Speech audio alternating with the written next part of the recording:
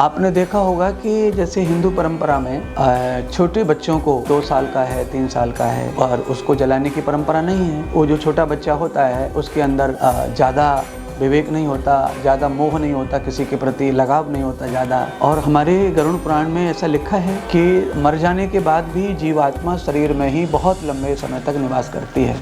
जब तक वो शरीर नष्ट नहीं हो जाता तब तक शायद जीवात्मा शरीर में निवास करती है। जो शरीर बालिग हो जाता है, उसका लगाव दुनिया से हो जाता है, मोह माया में वो पड़ जाता है, तो उसको शरीर को शीघ्र समाप्त करने के लिए उसको हिंदू रिवाज में सबसे बढ़िया उत्तम संस्कार अग्नि माना गया है।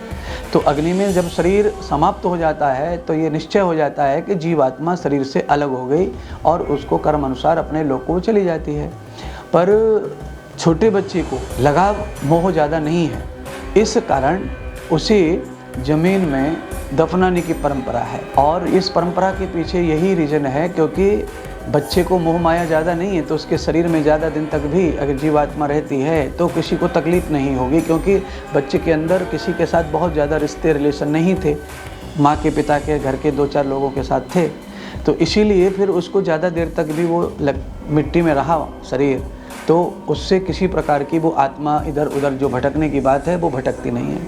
क्योंकि कहा गया है कि जीवात्मा बालक के शरीर से जब निकलती है, बालक कोई शरीर मरता है तो उसको परमात्मा के यहाँ से जल्दी से गति मिलती है, सदगति मिलती है, क्योंकि पिछले जन्मों का कोई एकाध कर्म रह गया शेष जो भोगना था, उसके लिए जन्म मिला उसको, बाकी पिछले जन्म में ही उसका कल्याण माना गया था। पर इतने टाइम 2 महीने 2 साल 3 साल का टाइम उसे मिला, उसमें दूध के दांत भी नहीं उसके आए और उखड़े, तो उतने में अगर वो विदा हो गया है तो उसकी जो 80% आयु थी अच्छी, वो पिछले जन्म में जी चुका था। अब थोड़ी सी आयु उसको जीनी थी तो वो आया और गया, परमात्मा के धाम में समर्पित हो गया। ऐसे ही पुराणों में अनेक ज्ञान की बातें मृत शरीर के बारे में बताई गई हैं। और वैसे तो ऐसा नहीं है कि केवल बालक है, और दूसरे धर्मों में बड़े बड़े लोगों को भी दफनाया ही जाता है। पर एक मान्यता और थी बच्चे के साथ, कहा गया है कि बच्चे के लिए मरने के बाद अगर दूध का दान किया जाए, बच्चे के लिए अगर खीर बना के दान की जाए तो बच्चे को शीघ्र सदगति प्राप्त हो जाती है, उसकी जीवात्मा को पुण्य लाभ प्राप्त होता है, सदगति प्राप्त होती है। तो ऐसी परंपराएं हैं जो हमारे विज्ञान से भी जुड़ी हैं और हमारे पुराणों से भी जुड़ी हैं।